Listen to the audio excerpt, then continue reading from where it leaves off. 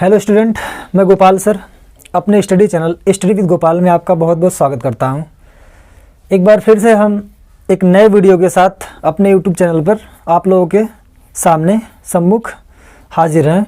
तो आज जो है हम आपको ये बताना चाहते हैं कि हमारे इस स्टडी चैनल पर आपको रेगुलर क्लास 12th के है ना केमिस्ट्री का पार्ट 1 से केमिस्ट्री का पार्ट 1 से लेकर मतलब पार्ट जो भी मतलब जितने चैप्टर्स आपके हैं पूरे चैप्टर आपको यहाँ जो है फ्री ऑफ कॉस्ट पढ़ाए जाएंगे। तो आप लोग हमारे इस चैनल को अपने दोस्तों के साथ अधिक से अधिक शेयर करिए है ना, और अधिक से अधिक सब्सक्राइब करिए। और इस चैप्टर में जो भी आपको पढ़ाया जाएगा उसका स्टडी नोट्स आपको अवेलेबल रहेगा। आप डिस्क्रिप्शन में चेक करोगे, टेलीग्राम का लिंक वहाँ पर होगा, टेलीग्राम को ज्वाइन करोगे। उस ज्वाइन करने के बाद उस चैनल पर आपको देखोगे जाके कि वहाँ पर जो है पीडीएफ पड़ा होगा, तो मतलब जितना हम पढ़ाएंगे उतना पीडीएफ देंगे आपको। तो आप वहाँ से नोट्स भी बना सकते हो, या फिर आप जो भी हम लिखेंगे यहाँ पर कॉपी पेन लेकर आप वीडियो को पास कर करके आप उसको लिख लिख के अपनी नोट्स एक तैयार कर सकते हो। बिल्कुल है ना, एनसीईआरटी बेस्ड आपको टोटल सिलेबस पढ़ाया जाएगा। ठीक है, तो चलिए स्टार्ट करते हैं। तो आज का वीडियो सेशन जो आपका कंप्लीट होगा वो आपका चैप्टर फर्स्ट है कक्षा 12 का, वो आपका है ठोस अवस्था। तो ठोस अवस्था को आज के इस वीडियो लेक्चर में हम कवर करेंगे। ठोस अवस्था पे कुल लगभग 4 या 5 वीडियो लेक्चर्स बनेंगे। तो ये पहला वीडियो लेक्चर जिसमें हम आपको ठोस अवस्था के बारे में इंट्रोड्यूस करवाएंगे। तो क्या होती है ठोस अवस्था, चलिए स्टार्ट करते हैं वीडियो को। ठीक है, तो जब हम अवस्थाओं के बारे में पढ़ते हैं तो ये अवस्था आती कहाँ से, पहले इसकी चर्चा करते हैं कि मतलब ये अवस्थाएं आती कहाँ से हैं। तो हम तुरंत हमारे दिमाग में क्वेश्चन उठता है कि अवस्थाएं कहाँ से आई। तो फिर इस क्वेश्चन का आंसर ढूंढने के लिए हम चलते हैं पदार्थ के पास, है ना। व्हाट इज़ पदार्थ and what is a matter, जो भी है। तो पदार्थ की बात करते हैं हम। पदार्थ को द्रव्य या पदार्थ कहते हैं। द्रव्य कहिए या इसको पदार्थ कहिए, है ना, द्रव्य या पदार्थ। एक बात और, आपको हम जो भी पढ़ाएंगे बाइलिंगुअल रहेगा, अर्थात द्विभाषीय रहेगा। अंग्रेजी भाषा में भी मतलब बताएंगे हम जहाँ तक हो पाएगा, और हिंदी भाषा में तो बिल्कुल यूपी बोर्ड वाले इसमें एक्सपर्ट होते ही हैं। ठीक है, तो दोनों भाषा का रहेगा। इससे फ़ायदा आपका रहेगा आगे चल के कि आप जब कॉम्पिटिटिव एग्जाम्स की तैयारी करोगे तो उसमें आपका बहुत मतलब प्लस पॉइंट होने वाला है। ठीक है, तो शुरू करते हैं। ठीक है, द्रव्य पदार्थ की बात करते हैं अगर हम, तो द्रव्य पदार्थ जिसको हम कहते हैं मैटर, MATTER, मैटर। पदार्थ होता क्या है। ठीक है, तो पदार्थ की डेफिनेशन कुछ यूँ है कि वह है मतलब जो कुछ भी है ना, जिसमें कुछ मास द्रव्यमान होता है, जिसमें कुछ द्रव्यमान होता है तथा जो स्थान घेरते हैं, जिसमें कुछ द्रव्यमान होता है तथा जो स्थान घेरते हैं उनको हम क्या कहते हैं, द्रव्य पदार्थ कहते हैं।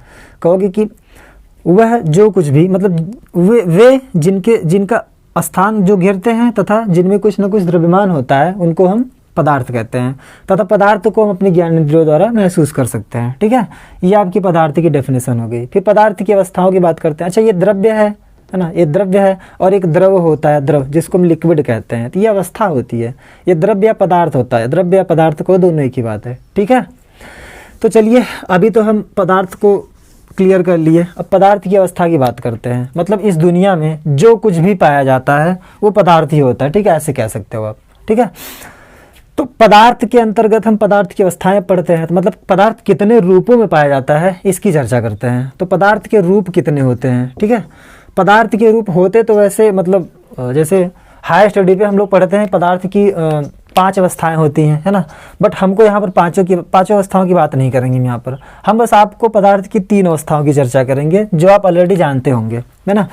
पदार्थ की 3 अवस्थाएं कौन कौन सी, एक ठोस होता है, ठोस अवस्था, और एक होती द्रव अवस्था, और एक होती गैस अवस्था। कौन सी, गैस अवस्था।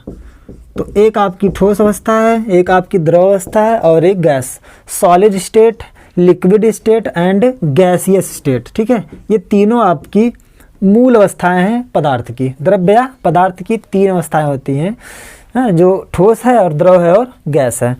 तो इसके बारे में यही आपका पहला चैप्टर है, क्लास 12th का यही आपका पहला चैप्टर। इसी के बारे में टोटल अच्छे से अध्ययन करेंगे। अच्छा, इस चैप्टर से आपको जो है टोटल 5 मार्क्स आने वाले हैं, 5 नंबर पूछेगा आपसे। तो इसको हम अच्छे स्टडी करेंगे पूरा 0 to हीरो की तरफ। ठीक है, तो इसको हम अभी स्टडी करते हैं, है ना। और इनके बारे में आप लोग लोअर क्लासेस में भी थोड़ा बहुत पढ़े होंगे, जो भी पढ़े हो हम उसकी भी चर्चा करेंगे और एडवांस लेवल तक की भी चर्चा करेंगे, जैसे जो भी है, ठीक है।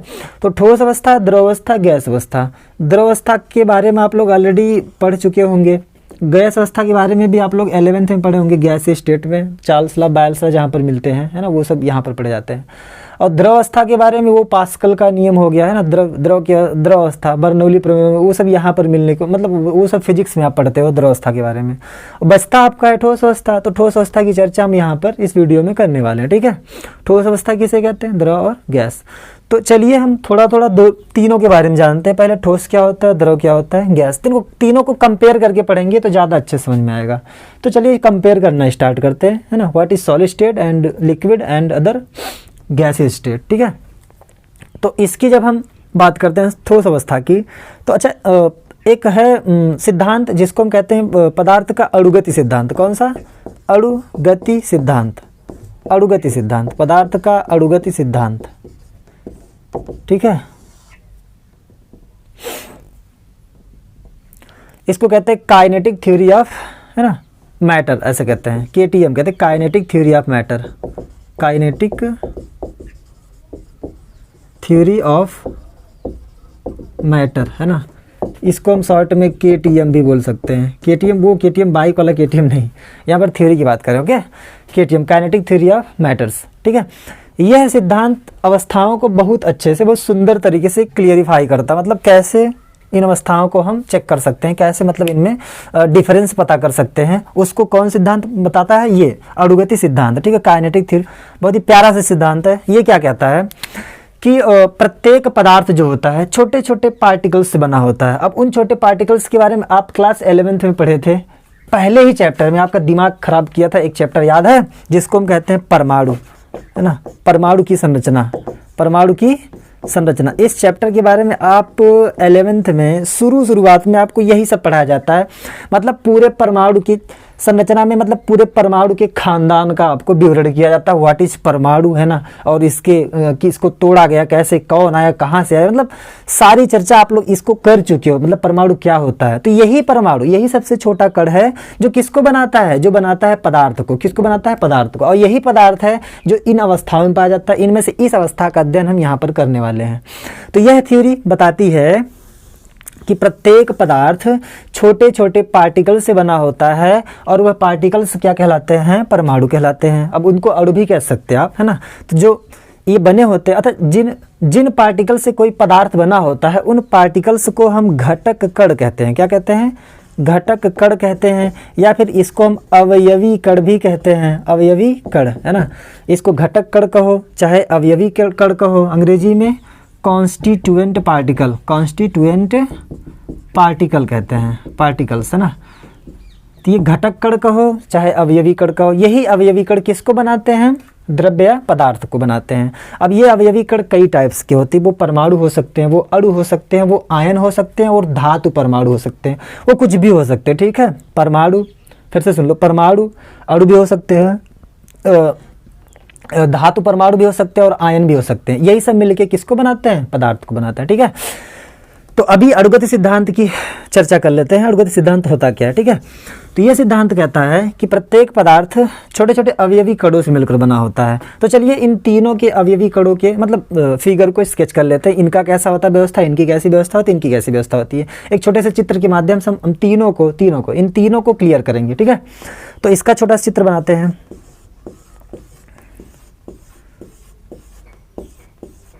ये ठोस का है, ठोस की आंतरिक संरचना कुछ। अब द्रव की आंतरिक संरचना, तो यहाँ पर ठोस लिख दे रहे हैं। अब द्रव की, अच्छा ये जो गोलक दिख रहे हैं, अच्छा यही है आपके घटक कण ना। अणुगति सिद्धांत ना, अणुगति, है ना। अणुगति सिद्धांत बताता है कि प्रत्येक पदार्थ छोटे छोटे कणों से मिलकर बनता है। ये देखो छोटे छोटे कण हैं। अब ठोस का बना लिया हम, द्रव का ही बना लेते हैं, द्रव का। अभी आपको कुछ डिफरेंसेस दिखेंगे, वो डिफरेंस आप कमेंट करके बताइए क्या डिफरेंस दिख रहे हैं आपको। यहाँ ठोस, द्रव, मतलब इनके जो फिगर बना रहे हैं, इस फिगर में क्या डिफरेंस दिख रहे हैं आपको, एक कमेंट कर दीजिएगा आप लोग, ठीक है। अच्छा, आपको जिस भी चैप्टर के बारे में, और मतलब लोअर क्लासेस के 9th to, है ना, 12th में किसी भी चैप्टर से, किसी भी अगर तो केमिस्ट्री के किसी भी टॉपिक पे आपको कोई प्रॉब्लम्स होगी, आप कमेंट कर दीजिएगा, आपका वीडियो बन जाएगा, ठीक है। और रेगुलरली हम वीडियो तो शुरू से बना ही रहे हैं टोटल अच्छे से ना। आप बस बने रहिए, चैनल को ढेर सारा सब्सक्राइब दीजिए, अपना प्यार बनाइए अच्छा खासा। बस हमको यही चाहिए, ठोस, द्रव और गैस। गैस को बना लो, गैस को बना लेते हैं। गैस में देखिए ये यहाँ पर, ये यहाँ पर और एक यहाँ पर बना लेते हैं, ठीक है। तो ये आपका गैस है, ये ठोस है, ये द्रव है, ये गैस है। अरे गिन के नहीं बनाना कि मतलब ये इतना नहीं, कुछ नहीं, बस ये पार्टिकल्स को हम बनाए, ऐसे अरेंज किए हैं। व्यवस्था आपको देखनी, खाली व्यवस्था कैसी क्या व्यवस्था है। तो ठोस जो होते हैं उनमें आपको दिखने को मतलब देखने को लग रहा होगा कि इनके कण जो अत्यंत पास पास होते हैं, ठीक है। इनके जो अवयवी कण होते हैं अणुगत सिद्धांत के अनुसार जो ठोस होते हैं उनके अवयवी कण अत्यंत पास पास होते हैं, इनके थोड़ा दूर दूर होते हैं। देखिए गैप, जो इस गैप है, गैप गैप देखो यहाँ गैप ढेर सारा दिख रहा है, ये गैप है, ये गैप, ये गैप, ये सब गैप दिख रहा है, ये गैप है ना। गैप मतलब इसको अंतराणविक इसको रिक्तिका कह सकते हो, ऐसे एक तरह से रिक्तिका कह सकते हो या अंतराकाशीय स्थान कह सकते हो। क्या कह सकते हो? इसको हम रिक्तिका कहते हैं या फिर अंतराकाशीय स्थान, अंतराकाशीय स्थान है ना। इंटरस्टिशियल साइट कहते हैं इसको, गैप कह सकते हो, इंटरस्टिशियल साइट कह सकते हो, वाइड्स कह सकते हो, रिक्तिका कह सकते हो। आगे ये सबको मतलब बहुत अच्छे से पढ़ेंगे, परेशान नहीं। इसमें देखो गैप है, गैप मतलब ढेर सारा गैप है, परमाणु की संख्या बस बहुत कम है, बहुत कम होती है, ठीक है। तो ठोस, द्रव, गैस तीनों को कंपेयर करिए। ठोस जो है ना, अच्छा ठोस, इनके कण जो होते हैं अत्यंत पास पास होते हैं, इनके कण थोड़ा दूर दूर दिख रहा है इसमें चित्र में, इनके कण तो बहुत दूर दूर होते हैं।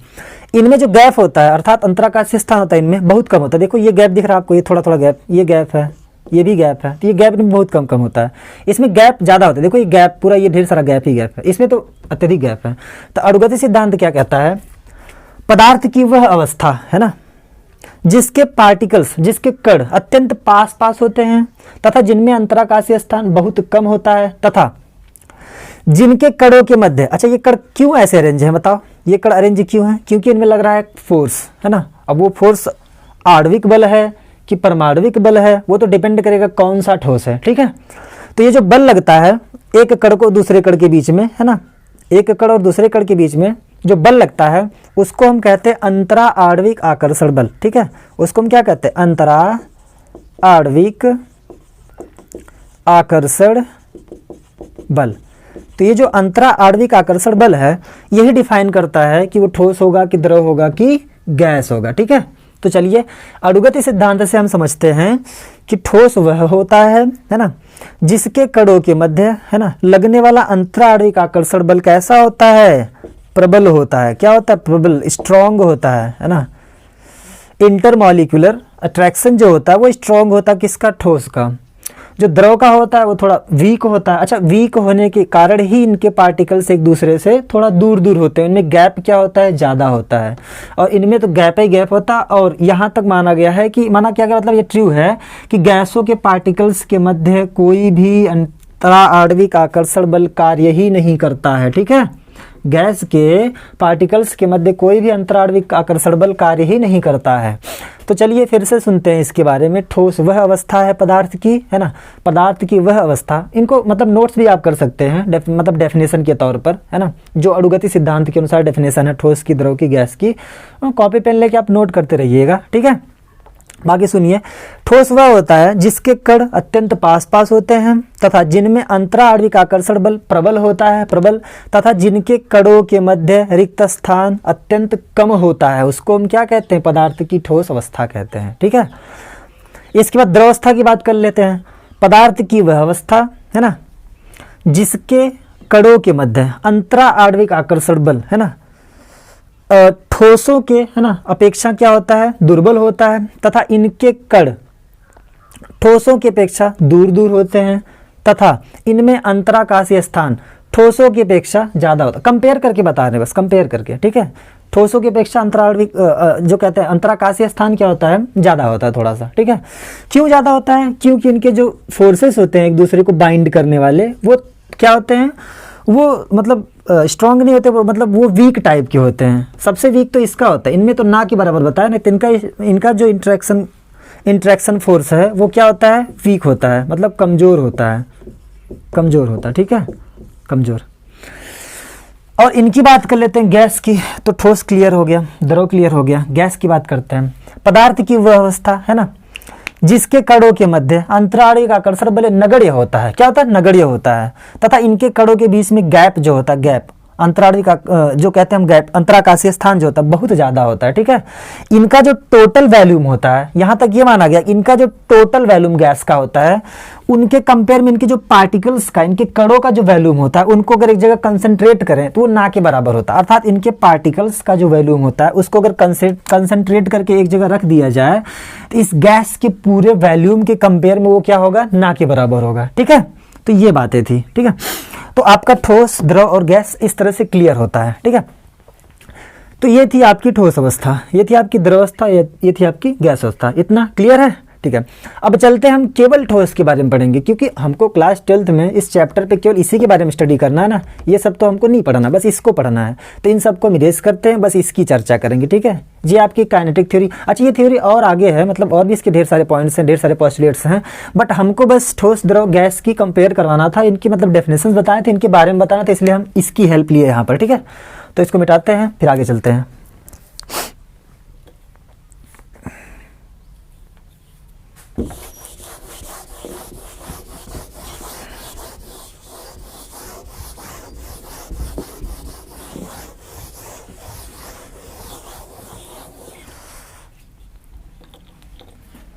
चलिए अब आगे पढ़ते हैं पदार्थ की ठोस अवस्था, है ना।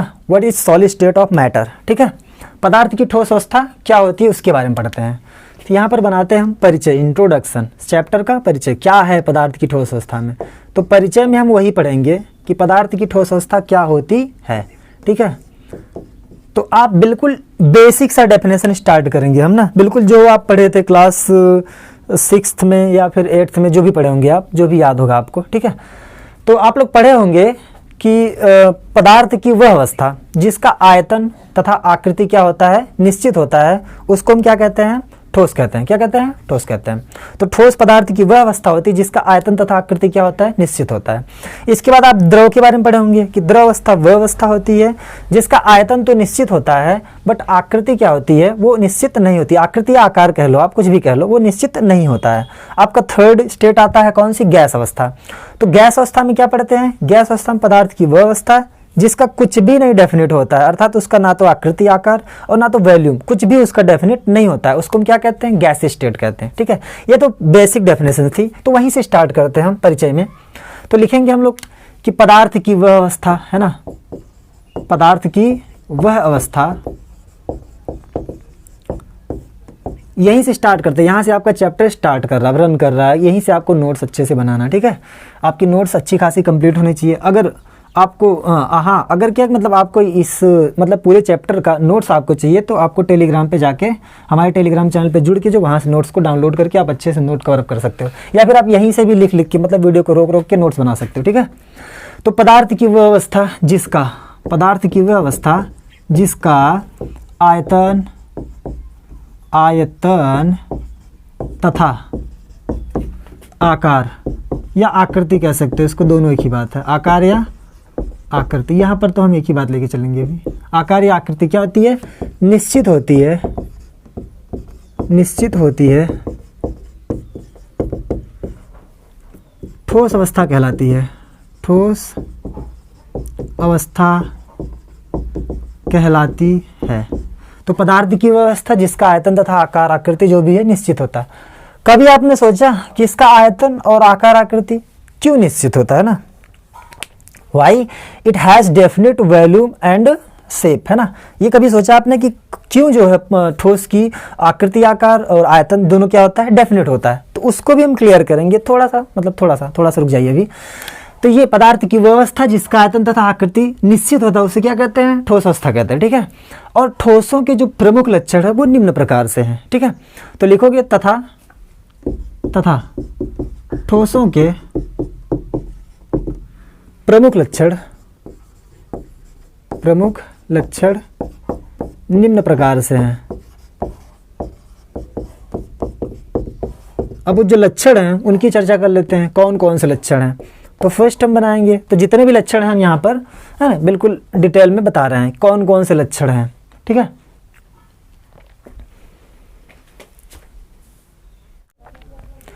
तो चलिए ये आपके ठोस के सारे लक्षण यहाँ पर हमने है ना नोट डाउन कर दिया है, आप इसको नोट कर सकते हो अच्छे से, ठीक है। जितने भी लक्षण हैं इनको हम एक एक लक्षण को क्लियर करेंगे, अच्छे से समझाएंगे। बस आप वीडियो को ध्यान से देखते रहिए। हमने ये भी बताया था कि ठोस के आयतन और आकृति क्या होते हैं, निश्चित होते हैं। ठीक है, निश्चित होते हैं। और मतलब क्यों होते हैं उसको अभी हम जस्ट इसमें बता दे रहे हैं, कैसे क्यों जो भी है। पहला लक्षण है जिसकी चर्चा हम कर चुके हैं, आगे फिर से एक बार देख लीजिए। ठोस के कणों के मध्य लगने वाला अंतराणविक आकर्षण बल क्या होता है, स्ट्रॉन्ग, प्रबल होता है। प्रबल होता है ना, प्रबल होता है। ठोस के अवयवी कण, अच्छा ये मैं नहीं कह रहा हूँ, ये केटीएम थ्योरी कहती है, काइनेटिक थ्योरी ऑफ मैटर्स, वो कहती है कि कैसे मतलब प्रबल होता है, जो भी है। ठोस के अवयवी कण अत्यंत पास होते, बिल्कुल क्लोजर, दे आर क्लोजर ना, बिल्कुल क्लोजर। ठोसों में अंतराकाशीय स्थान जो गैप होता है, इंटरस्टिशियल गैप जो होता है वो अत्यंत कम होता है। बिल्कुल देख लो, अगर हम बनाएं ठोसों के स्केच को, ठोसों के फिगर को बना दें ऐसे, तो हमको देखने को मिल सकता है कि ठोसों के जो कण होते हैं बिल्कुल पास होते हैं और इनमें गैप क्या होता है, बिल्कुल कम होता है। अगला लक्षण है ठोस के कण अपनी माध्य स्थिति के चारों तरफ कंपन कर सकते हैं, है ना। ये जो पॉइंट है इसको थोड़ा क्लियर करते हैं। जैसे इधर देखो, अभी हम बर्तन में एक द्रव रख दें, एक लिक्विड रख दें, तो द्रव के कण बर्तन में चाहे जिधर घूम सकते हैं, अर्थात ये माध्यम में बिल्कुल संचरण विचरण कर सकते हैं। द्रव के भी कण और गैस के भी कण बिल्कुल ये माध्यम में बिल्कुल घूम फिर सकते हैं, बिल्कुल घूम फिर सकते हैं। बट ये नहीं घूम फिर सकते हैं, ये बस अपनी माध्य स्थिति के, जिस स्थिति पर है ये, उसके अगल बगल बस ऊपर नीचे वाइब्रेट कर सकते हैं, वाइब्रेट, है ना। दे कैन ओनली वाइब्रेट, है ना, मतलब ये केवल वाइब्रेट कर सकते हैं अपनी माध्य स्थिति के अगल बगल। अच्छा, इनके वाइब्रेशन से ही तो ठोसों में जो है ध्वनि का प्रवाह बहुत तीव्र गति से होता है ना, ये आप लोग पढ़े होंगे। तो ये केवल अपनी माध्य स्थिति के अगल बगल वाइब्रेट कर सकते हैं, बट ये अपनी बिल्कुल अपनी स्थिति को छोड़कर इधर उधर घूम फिर सकते हैं, ये भी घूम फिर सकते हैं। ठीक है। अगला, ठोस दृढ़ तथा कठोर होते हैं। अच्छा, क्यों दृढ़ तथा कठोर होते हैं आप समझ सकते हो। अगर इनके मध्य लगने वाला आकर्षण बल बहुत प्रबल होगा तो ये दृढ़ कठोर तो होंगे ही, है ना। अगला, ठोस असंपीड्य होते हैं। बताओ, ये जैसे व्हाइट बोर्ड है, इसको हम दबाएं तो क्या घुस जाएगी उंगली हमारी इसके अंदर? नहीं, ऐसा कुछ नहीं होता ना। तो ठोस क्या होते हैं, असंपीड्य होते हैं, मतलब ये दबते नहीं हैं, इनको हम दबा नहीं सकते। ठीक है, ये नॉन कंप्रेसिबल होते हैं, बट इनको हम दबा सकते हैं, द्रव को भी और गैस को भी, है ना। गैस को भी हम कंप्रेस कर सकते हैं और द्रव को भी कंप्रेस। अच्छा, गैस को कंप्रेस कर करके हम गुब्बारों में हवा भर सकते हैं, ऐसे करके, मतलब सारे ढेर सारे मतलब नियम हैं। और द्रव को हम कंप्रेस करके, पास्कल का नियम हम पढ़े होंगे आप लोग ना, कि हाइड्रोलिक मशीन, हाइड्रोलिक ब्रेक जो होता है वो द्रव के गुण पर ही कार्य करता है। उसमें लिक्विड भरा होता है कि मतलब जैसे प्रेस करोगे तो वहाँ मतलब ब्रेक ऑन हो जाएगा, मतलब ब्रेक लग जाएगा, ऐसा कुछ होता है। तो द्रव भी कंप्रेस करते हैं, दबते हैं, गैस भी कंप्रेस करते हैं, दबते हैं, अर्थात इनमें संपीड्यता का गुण होता है, बट इसमें नहीं होता। अच्छा, सबसे ज्यादा संपीड्यता का गुण गैस में, फिर किस में, द्रव में, फिर किस में आपका, ठोस में बिल्कुल ना के बराबर होता है, बिल्कुल नहीं दबते हैं। अगला, ठोस में विसरण का गुण नहीं पाया जाता। विसरण मतलब यदि किसी पदार्थ के कण उस पदार्थ को छोड़कर जैसे हवा में, एयर में इधर उधर भ्रमण करने लगे, ऐसे घूमने फिरने लगे, उसको विसरण कहते हैं हम। जैसे देखो, इधर द्रव के कणों को अगर हम ऐसे रख दें, एक मतलब कटोरी में पानी लेकर रख दें, तो ऐसे वाष्पन होगा, उसके कण निकल कर जो है उस अवस्था को छोड़ के जो है वातावरण में घुल मिल जाएंगे। ऐसा इनके साथ होता है, ऐसा इनके साथ भी होता है, बट ऐसा कभी ठोस के साथ होता है नहीं। इनके कण जो बिल्कुल विसरण नहीं कर सकते, इनमें विसरण का गुण नहीं होता। ऐसा अगर होता ना तो बिल्कुल आप अगर एक मार्कर को रख देते हैं यहाँ पर लाके, है ना, तो कुछ देर बाद ये मार्कर के कण जो इसको छोड़ कर निकल जाते हैं, तो मार्कर गायब हो जाता है, आपको कहते कहाँ चला गया, ऐसा कुछ खोजने लगते फिर उसको ना। ये नहीं मजाक की बात, आगे चलो। अगला, ठोस में, हाँ ये तो बता चुके। अगला है, ठोसों का घनत्व क्या होता है, सर्वाधिक होता है। अच्छा, घनत्व क्या होता है बताओ। घनत्व एक डेफिनेट वैल्यूम में जो कणों की संख्या होती है, एक डेफिनेट मतलब निश्चित आयतन में जो कणों की संख्या होती है या फिर जो द्रव्य का मान होता है, उसको हम क्या कहते हैं, घनत्व कहते हैं। तो ठोसों में ही तो एक थोड़े से आयतन में अधिक कणों की संख्या होती है, इसलिए ठोसों के घनत्व क्या होते हैं, अधिक होते हैं। इसीलिए ठोसों को जब हम लिक्विड में डालते हैं तो डूब जाता है ऐसे ना। लिक्विड क्या कहता है कि अगर किसी भी पदार्थ का, किसी भी मैटर का डेंसिटी हमसे ज़्यादा होगा तो हम उसको डुबा देंगे अपने अंदर, और अगर किसी भी मैटर की डेंसिटी हमसे कम होगी तो हम उसको तैराएंगे हमारे ऊपर। जैसे लिक्विड ऑयल जो होते हैं, ऑयल वेजिटेबल ऑयल्स होते हैं, जब उनको आप पानी में डालोगे तो उसके ऊपर टहलने लगते हैं। क्यों टहलने लगते हैं ऊपर? क्योंकि उनकी डेंसिटी होती है कम, उसके ऊपर ऐसे भ्रमण करते हैं, है ना। तो ऐसा कुछ होता है लिक्विड के साथ, ठीक है। तो ठोसों के जो निश्चित वैल्यूम में पार्टिकल्स की संख्या होती है, कणों की संख्या वो अधिक होती है, इसलिए ठोसों के घनत्व तो क्या होते हैं, अधिक होते हैं, सर्वाधिक होते हैं ठोसों के घनत्व जितने भी। अगला पॉइंट है, ठोसों का गलनांक और थनांक उच्च होता है ना। अब जब इनके मध्य लगने वाला बल जो होगा वो प्रबल होगा, कणों के मध्य लगने वाला, तो गलनांक क्वथनांक तो वैसे ही उच्च हो जाएगा, क्योंकि गलनांक मतलब जब हम किसी सॉलिड बॉडी को हीट करते हैं तो उसके पार्टिकल्स जो है सॉलिड से लिक्विड स्टेट में बदलना शुरू हो जाते हैं, तो उसी को हम उसमें उसको सॉलिड से लिक्विड स्टेट में बदलने के जो टेम्परेचरवा देते हैं हम डेफिनेट टेम्परेचर, वो कहलाता है गलनांक। क्या कहलाता है? गलनांक कहलाता है। तो इसलिए ठोसों के गलनांक क्वथनांक क्या होते हैं? उच्च होते हैं। क्यों उच्च होते हैं? क्योंकि इनके मध्य जो लगने वाला आकर्षण बल होता है ये क्या होता है? प्रबल होता है, पकड़े रखता है, कस के टाइटली बांधे रखता है। तो गर्म करोगे तो ये बंद टूटेगा, तब ये मूव करना शुरू करेंगे इधर उधर, तब ये दूर दूर हो जाएंगे, जब दूर हो जाएंगे तो ये द्रव अवस्था में चले जाएंगे, और दूर हो गए तो गैस अवस्था में चले जाएंगे। तो ऐसा कुछ होता है, इसलिए इनके गलनांक क्वथनांक क्या होते हैं? उच्च होते हैं। तो ये सारी प्रॉपर्टीज थी ठोसों की ना, इस परिचय में हम इतना सब पढ़ेंगे, ठीक है।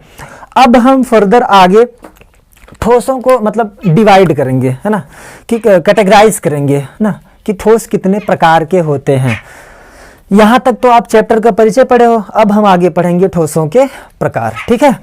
तो चलिए हम ठोसों के प्रकार की तरफ बढ़ते हैं।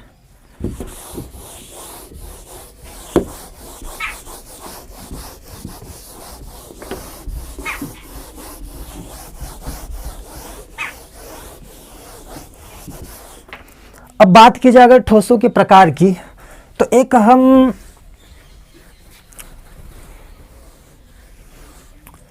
जनरल फिगर बनाते हैं, उसको देख के आप मतलब पता कर लोगे एक ही बार में कि ठोस कितने प्रकार के होते हैं, ठीक है। तो यहां लिखेंगे हम ठोसों के प्रकार। क्या लिखेंगे? ठोसों के प्रकार, है ना। तो जब हम ठोसों के प्रकार की बात करेंगे तो इनको मुख्यतः दो भागों में बांटते हैं। ठोसों को मुख्यतः हम दो भागों में बांटते हैं।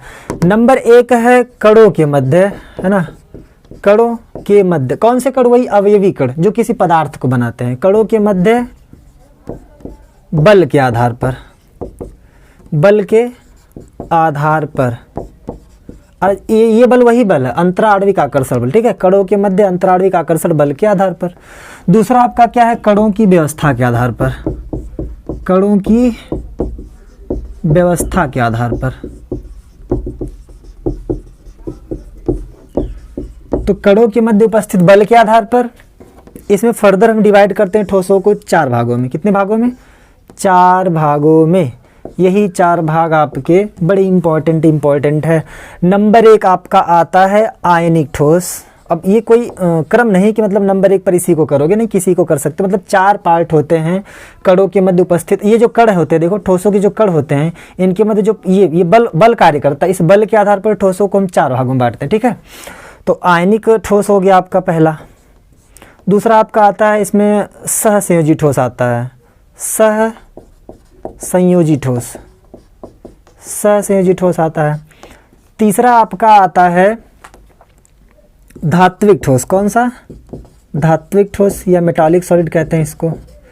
चौथा आपका आता है आणविक ठोस। कौन सा? आणविक ठोस। तो ये आपके थे बल के आधार पर। पुनः हम आणविक ठोस को भी तीन भागों में बांटते हैं। इधर देखो, पुनः आणविक ठोस को भी फर्दर 3 पार्ट में डिवाइड करते हैं, ठीक है। इसमें पहला आपका आता है ध्रुवीय, है ना, पोलर जिसको कहते हैं, ध्रुवीय आणविक ठोस। दूसरा आपका आता है अध्रुवीय आणविक ठोस। कौन सा? अध्रुवीय नॉन पोलर आणविक ठोस।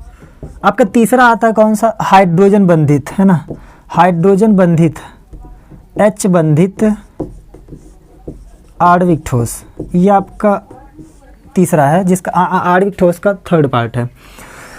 पहला आयनिक ठोस, सहसंयोजी ठोस। अच्छा, इसके ढेर सारे नाम होते हैं। सहसंयोजी ठोस को, चाहे परमाणविक ठोस को, चाहे नेटवर्क ठोस को, सब एक ही बात है, ये सब एक ही बात है। अगला आपका कणों की व्यवस्था के आधार पर, मोस्ट इंपॉर्टेंट, बहुत बार पूछा गया, कणों की व्यवस्था के आधार पर ठोस कितने प्रकार के होते हैं? तो they are 2 types of important solids on the basis of the arrangement of particles in the solid.